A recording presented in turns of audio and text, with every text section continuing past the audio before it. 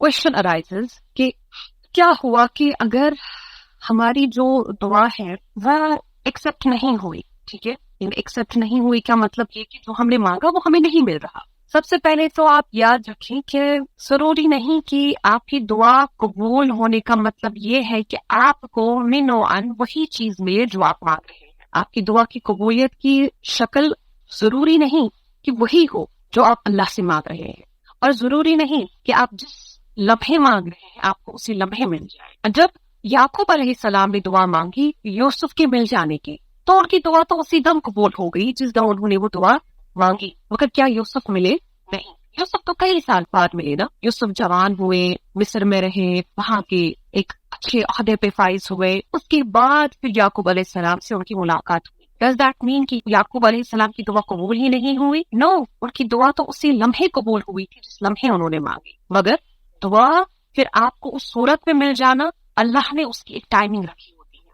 जैसे मिसाल के तौर पर इसमें ये है कि जो ये टाइमिंग होती है इसमें बहुत हिकमतें होती हैं, क्योंकि हमारी जो कदर है, हमारी जो डेस्टिनेशन है, हमारी जो अल्लाह ने एक मुकद्दर जिसको हम कहते हैं, कदर सिंपल वर्ड्स में आप समझिए, ये कनेक्टेड होते हैं कुछ चीजों के साथ। तो याकूब अलैहिस्सलाम ने जब यूसुफ को मांगा कि यूसुफ मिल जाए, अब अगर यूसुफ मिल गए होते उसी लम्हे, तो यूसुफ को जो काम करने थे, एक पूरे शहर को बचाना था अल्लाह के इज़्न से, एक पूरी बस्ती को बचाना था अल्लाह के इज़्न से, उस ख्वाब को इंटरप्रेट करके, फिर उस ख्वाब की तदबीर बता के, फिर उस ख्वाब का सोल्यूशन बताकर, फिर बाइयों का उनको रिवील कराकर, उनको फिर माफ कराकर, खुद एक पैगंबर के मनसब पर फाइज होकर, तो ये चीजें तो नहीं होती ना। इसी वजह से अल्लाह से जब हम दुआ मांगते हैं वो दुआ हो सकता है उसी लम्हे कबूल हुई हो, मगर उस चीज की एग्जैक्ट फॉर्म में हमें मिलने के लिए हो सकता है काफी टाइम हो।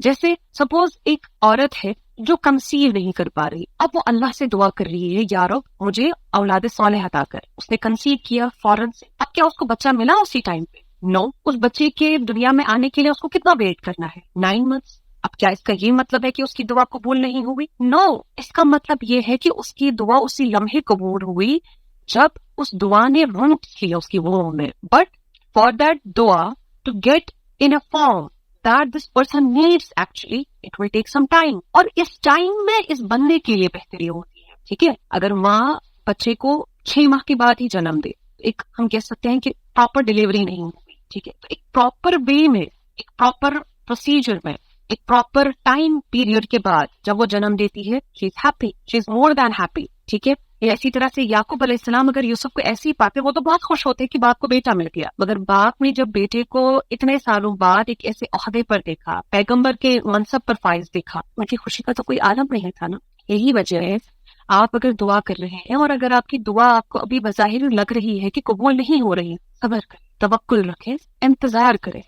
हो सकता है कि आपकी दुआ ने बीज बो दिया है मगर उसको अभी पौधा बनने में वक्त लगेगा, और इस पौधा बनने के बाद फिर उसके समरा, उसके फ्रूट्स, उसके फल निकलने में भी वक्त लगेगा। और ऐसे दरख्त का आपको क्या करना कि वो दरख्त अगर बना और वो फल न दे, तो उस दरख्त के मुकम्मल तरह से बनने और उसके फल निकलने के लिए आपको उसको बार बार पानी डालना है, जो उसकी रिक्वायरमेंट्स है वो देनी है, यानी दुआ करते रहना है। ये कभी ना समझे कि मैं तो अल्लाह से दुआ करती रहती हूँ मगर अल्लाह कबूल नहीं करते, नहीं, आप दुआ करते रहे। ऐसी ही माने कि आप इस दरख्त को इसके रिक्वायरमेंट्स फुलफिल कर रहे हैं, किस वजह से? स्वाज़े बाद में फ्रूट दे, और बाद में जब इसके फ्रूट्स आप देखेंगे आप कहेंगे अल्हम्दुलिल्लाह, अल्हम्दुलिल्लाह कि मैंने जल्दी नहीं, वरना ये दरख्त मेरे किस काम का होता, न तो शेड देता न तो फ्रूट्स देता। अल्हम्दुलिल्लाह that I waited and I fulfilled all it's requirement.